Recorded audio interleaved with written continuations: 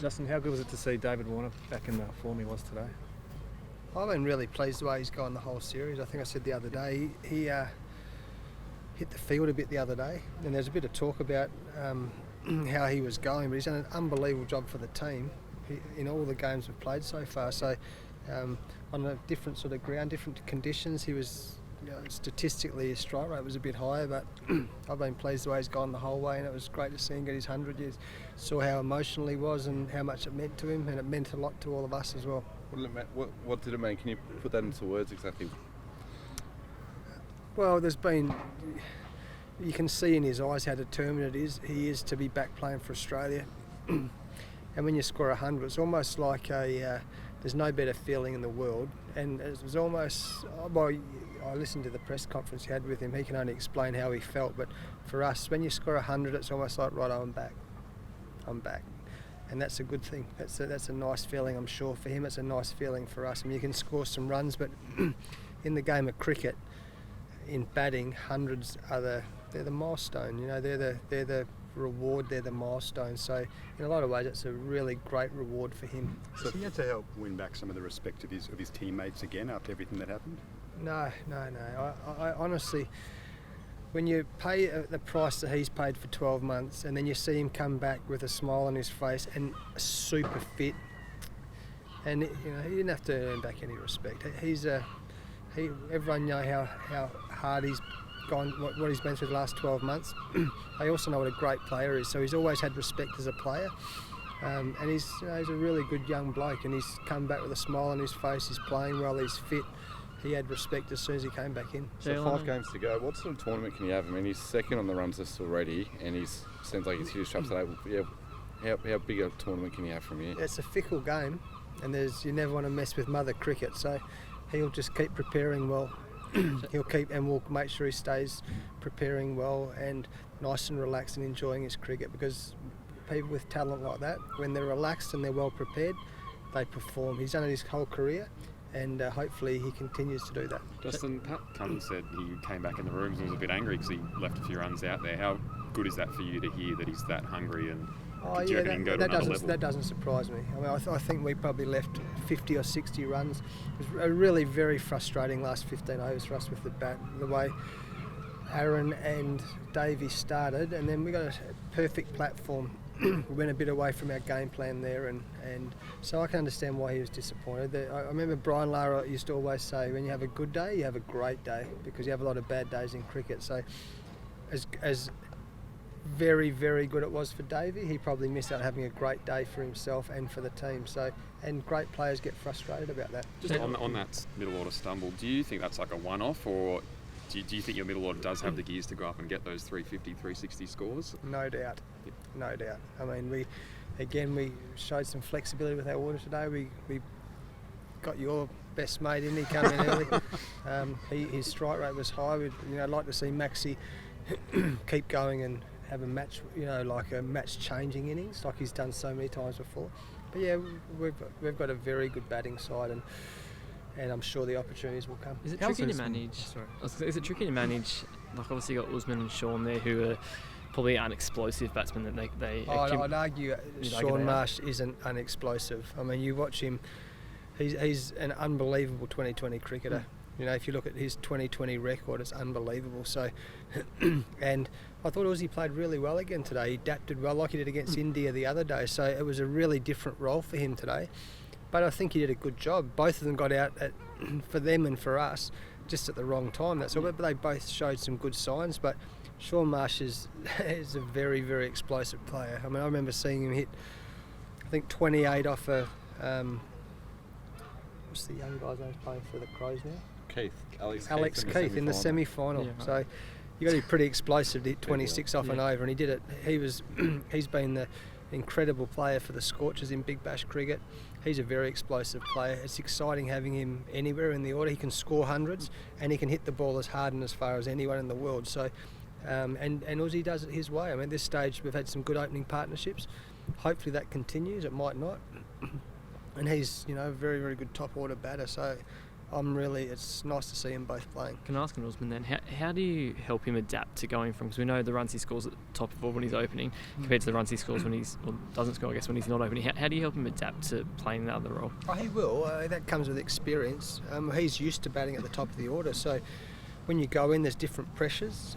In a lot of ways, it's an easier time. The ball's older and there's lots of gaps in the field, but he'll adapt. He's a very good player. He is, and there'll be times when he comes in it might be the second ball of the day. Hope it doesn't happen, but he might come in the first over. Really good players adapt. That's why he averages 40 odd in one-day international cricket. He's got the most runs in one-day international cricket this year, so I got no worries about him adapting. That's what great players do. He was playing just the 4 specialist bowlers and obviously no all-rounder today. Is that sustainable? Like, did you feel like that worked today? Well, if you look at it, I think the 2 Indian spinners went for 81.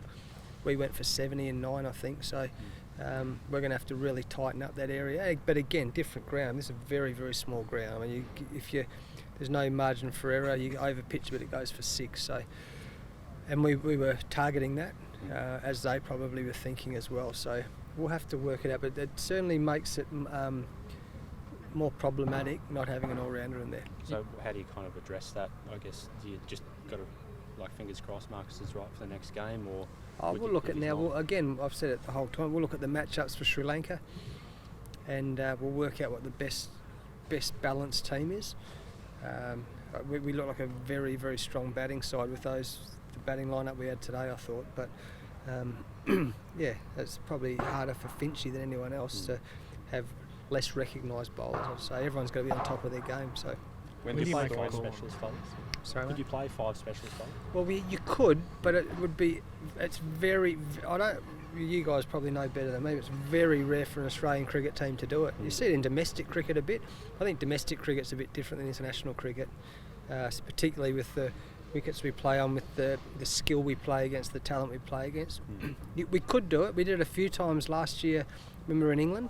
I think we had Tim Payne at 6. It might have been Michael Nesser or someone coming at and played the specialist. You certainly can in 2020 cricket. It's tougher in 50 over cricket, but you never say never. We'll try and work out the best combination to beat Sri Lanka. When's the deadline for Stoin to be a captain? We've talked a bit about it, but we'll just see how he pulls up over the next few days. We know that it's important to have an all-rounder in the side if we can. If we can't, we'll adapt, but we'll just have to wait and see how he pulls up. Davey, how serious were you about putting him at number 3 for the first game, and why did you land on Tricked you, opening? didn't I? No, a little bit. You did it to mess with us.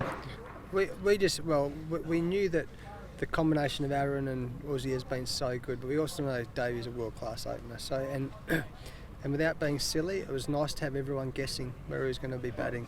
He had a good idea that he could play in open or bat 3, but it was nice to keep everyone guessing coming into the tournament. Justin, you see some top-class bowlers. How good is Pat Cummins right now? Yeah, he's brilliant. Yeah, he's a very, very good player. Having Mitchell Starc in the side as well, who can bowl so well to the tail. You couldn't be much fun facing Mitchell Starc. Pat Cummins, outstanding. I think Nathan Coulter-Ny's doing a really good job. Richo came back in today, did a good job.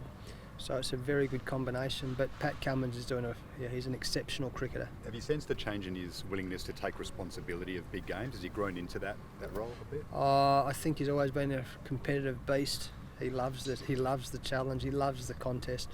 I've never seen anything different from that. Even since he's in the under-19s, 18-year-old, he used to love it.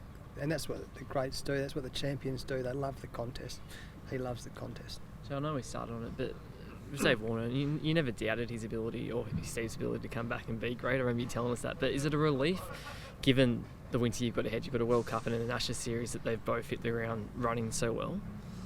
Oh, of course. I mean, it doesn't matter what sport you play. You take a couple of great players out of any team, that's AFL or rugby or cricket. You take great players out, it changes the team, doesn't it? So to have them coming back, 2 great players coming back in, that's why I was so excited to have them coming back in after what we achieved in India and Dubai. I mean, I know that I keep hearing how undermanned Pakistan were, but we had a few out as well in that series. So we knew they were coming back in, and that always made us feel good about where we were heading. Does Maxi's innings make it less likely you'll push him up in the future, or No, does it? that's the beauty of having Glenn Maxwell on the team. He brings energy. We'll work out. We obviously know how brilliant he is against spin bowling. Yeah. He's had some amazing innings, so that's the beauty of having him. I've said before this World Cup, we've got great flexibility. Finches, we've got great flexibility, we've got great adaptability. Someone like Maxi gives us that, and that's why we love having him in the team. 3-1, pretty happy. Yeah, relieved. The best thing about it is we've got the points, and we're nowhere near playing our best cricket yet. And that's a good thing. We've got 4 games in 9 days or whatever. The boys are a bit weary already. We've got a really big game in the context of the competition against Sri Lanka at the Oval. But it's nice to have the points without playing our best cricket, so that's exciting.